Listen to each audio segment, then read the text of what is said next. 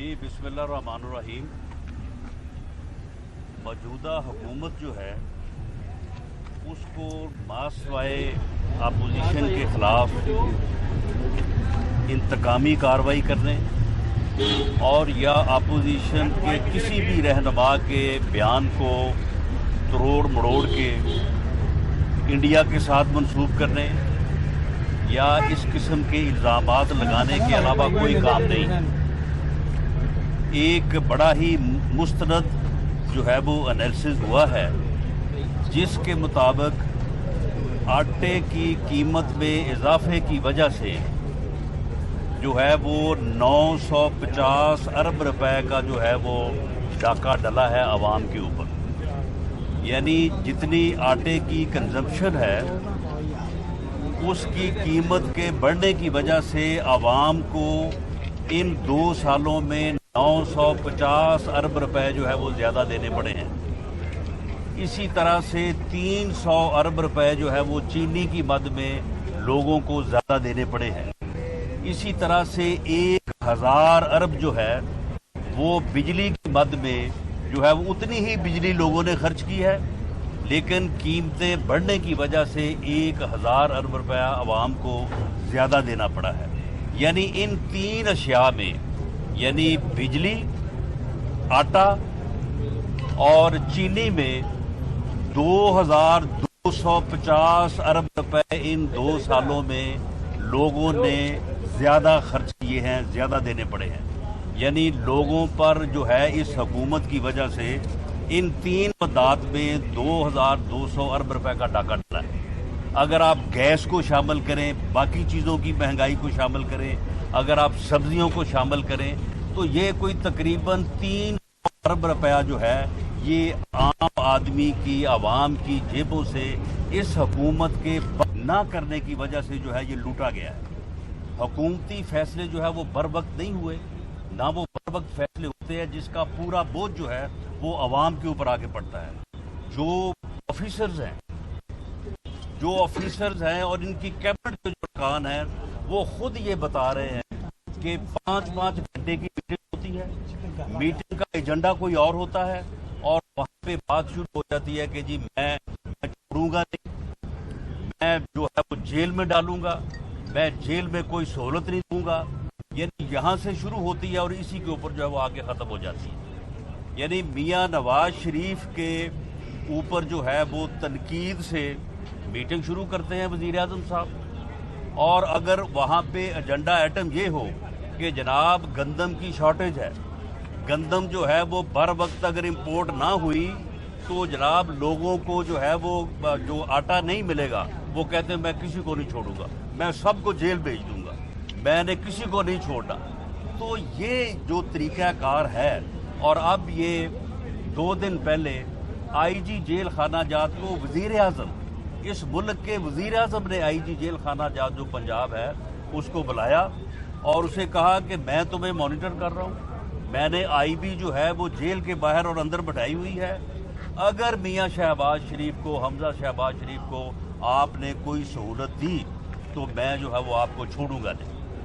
यानी इस किस्म की हुकूमत, इस किस्म का टोला जो है ये मुल्क के ऊपर जो है वो मुसल्लत है, जिसे इंतकाम के अलावा और किसी बात से सरोकार नहीं है। पार्लियामेंट में की हुई बातें बाहर कहीं चैलेंज हो सकती हैं अदालतों?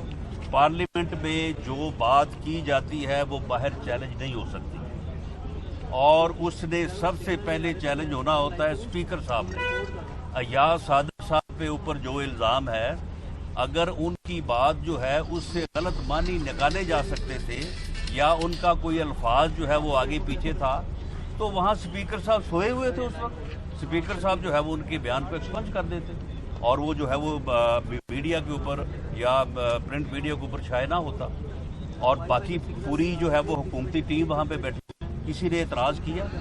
अय्याज सादिक साहब के मुतल्लक जो है वो सिर्फ और सिर्फ यानी पीडीएम, पीएमएलएन और उनकी क़यादत को जो है वो निशाना बनाने के लिए नफरत का और इंतकाम का जो है उनके बयान के ऊपर जो है ये हर्जा सराई जो है वो की जा रही है। हम इस मरहले के ऊपर ये जो इंतकाम की और ये جو ہے وہ وکٹمائزیشن کی یہ جو مہم جوئی جو ہے یہ اس وقت نااہل اور نالائق حکمران ٹولہ جو ہے یہ چلا رہا ہے. یہ آگ جو ہے یہ اس وقت جو ہے یہ صرف ایوانوں میں ہے یا یہ عدالتوں میں ہے. یہ آگ جو ہے انتقام کی آگ جو ہے یہ گلی محلوں تک جو ہے جو جب پھیل جائے گی تو پھر جو ہے وہ حالات جو ہے وہ کسی کے بس میں نہیں رہیں گے. میری چیف جسٹس آف پاکستان سے، چاروں ہائی کورٹس کے چیف جسٹس صاحبان سے، چیئرمین نیب سے، آرمی چیف سے، سب سے یہ اپیل ہے کہ وہ اس صورتحال کو دیکھیں کہ انتقام اور نفرت میں غرق ایک نالائق اور نااہل ٹولہ جو ہے وہ اس ملک کے اوپر مسلط ہے. اسے اپنے مخالفین اور اپوزیشن کے خلاف جو ہے اور ان کے خلاف جو ہے وہ روز نیا یعنی ترجمانوں کی ایک فوج ظفر موج ہے جن کو صرف اس کام پہ لگایا گیا ہے کہ آپ نے صبح 9-10 بجے سے لے کے رات 9-10 بجے تک جو ہے اپوزیشن کو گالیاں دینی ہے، اپنے پاس سے بیانیاں بنانا ہے، اور وہ شروع ہو جاتے ہیں اور صبح سے لے کے شام تک یہی کام ہو رہا ہے. کوئی پبلک ویلفیئر کا کام نہیں ہو رہا، کوئی گورننس کا کام نہیں ہو رہا. ہر طرف جو ہے وہ انارکی کی سی صورتحال ہے.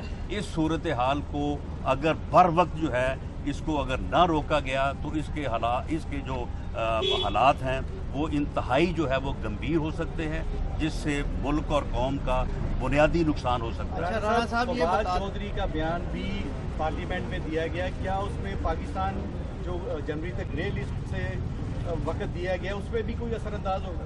دیکھیں، اگر آپ نے ہر بات جو ہے وہ انڈیا کے میڈیا سے ہی مستعار لینی ہے اور انڈیا کا میڈیا جو کہتا ہے اس کو آپ نے اپنا بیانیہ بنانا ہے تو پھر میرا نہیں خیال کہ پھر آپ کو کسی اور دشمن کی ضرورت ہے.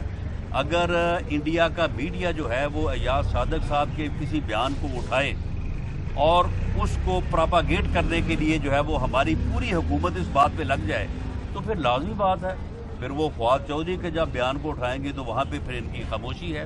میں سمجھتا ہوں کہ یہ روش غلط ہے. اپوزیشن کو غدار قرار دینا، اپوزیشن کے خلاف اس قسم کی انتقامی کارروائیاں کرنا، میرا نہیں خیال کہ دنیا میں کوئی ایسی مثال ہوگی کہ کوئی حکمران اس حد تک گرا ہوگا، اس حد تک جو ہے وہ نیچے جو ہے وہ انتقام میں گرا ہوگا کہ وہ اپنے مخالفین کو جھوٹے مقدمات میں، جھوٹے ریفرنسز میں جو ہے وہ جیل بھی بھیجے اور جیل بھیجنے کے بعد وہاں پہ انٹیلیجنس ایجنسیوں کو لگائے کہ وہاں پہ ان کو کوئی جو ہے وہ سہولت تو نہیں دی جا رہی. جو عدالت کی طرف سے سہولتیں دی گئی ہیں ان کو بھی جو ہے وہ ان میں بھی جو ہے وہ رکاوٹ ڈالی جائے. جو ان کی ملاقات رولز اور قانون کے مطابق ہونا جو ہے وہ ان کا حق ہے ان کو بھی جو ہے وہ روکا جائے. تو اس قسم کا جب انتقام ہوگا حکومتی لیول پہ، اس لیول پہ جو لوگ حکومت میں بیٹھے ہیں اور ان کو انتقام کے علاوہ کوئی کام ہی نہیں ہوگا، وہ ماس وائز کے اور کوئی کام کریں گے نہیں، تو پھر اس سے ملک کے حالات اسی خرابی کی طرف جائیں گے جس خرابی کی طرف جو ہے وہ ہم اس وقت جو ہے وہ جا رہے ہیں.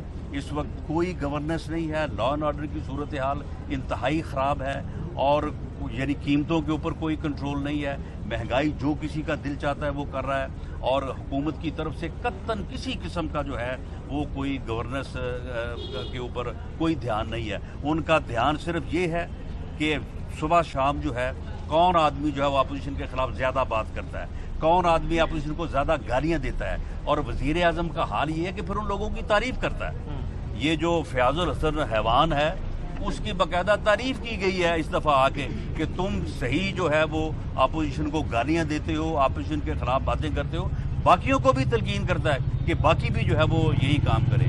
تو پھر جب انتقام اور نفرت کے علاوہ اور کچھ نہیں ہوگا تو میں سمجھتا ہوں کہ پھر اس ملک کا اور اس قوم کا کوئی مستقبل نہیں ہے. تو پاکستان اور چاروں ہائی کورٹس کے چیف جسٹس صاحبان کی یہ ذمہ داری ہے، کیونکہ اگر عدالتیں جو ہیں اس نفرت اور اس انتقام کے راستے میں دیوار نہیں بنے گی.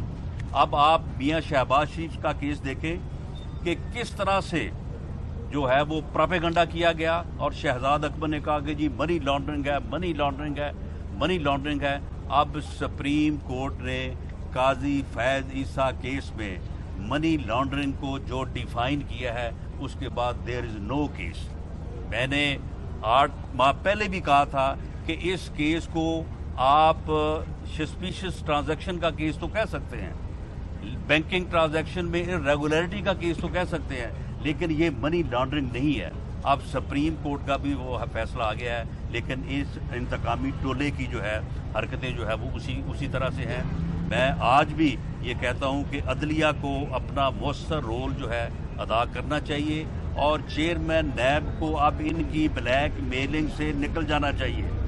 چیئرمین نیب کی جو ویڈیو جو آئیڈیو جو ہے وہ چلی تھی, جس میں وہ پاؤں سے سر تک کوئی کام کرنے کا ارادہ ظاہر کر رہے تھے, اس کے اوپر قوم نے آپ کو معاف کر دیا ہے. کوئی ایکشن آپ کے خلاف نہیں ہوا. اب آپ اس بلیک میلنگ سے نکلیں اور اس بلیک میلنگ میں آ کے غلط ریفرنسز اور غلط وارنٹس جو ہے وہ سائن کرنے بند کریں, ورنہ یہ ملک اور قوم کے لیے جو ہے جو آپ کر رہے ہیں 11 ماہ بعد پھر آپ کو بھی جواب دینا پڑے گا اس قوم کو. 11 ماہ بعد جو ہے وہ آپ کو کوئی ایکسٹینشن نہیں ملنی. یہ آپ کو جھوٹا نعرہ دیا جا رہا ہے کہ آپ کو ایکسٹینشن دی جائے. مریم نواز آج جیل میں ملنے جا رہی ہیں میاں شہباز شریف کو, کیا وہ ڈفرینسز ختم کرنے جا رہی ہیں یا کوئی ویسے ہی چچا کو ملنے جا رہی ہیں؟ مریم نواز صاحبہ جو ہیں وہ میاں شہباز شریف صاحب کی بیٹی ہیں. وہ اپنے یعنی والد سے جو ہے وہ ملنے جا رہی ہیں. ان کے کوئی نہ ڈفرینس تھے نہ ان کے ڈفرینس ہیں. یہ اس قسم کی کہانیاں جو ہیں شریف فیملی کے متعلق پچھلے 30-35 سالوں سے پھیلائی جا رہی ہیں. نہ اس سے پہلے کبھی یہ ثابت ہوئی ہیں, نہ یہ آج ثابت ہوئی. Thank you.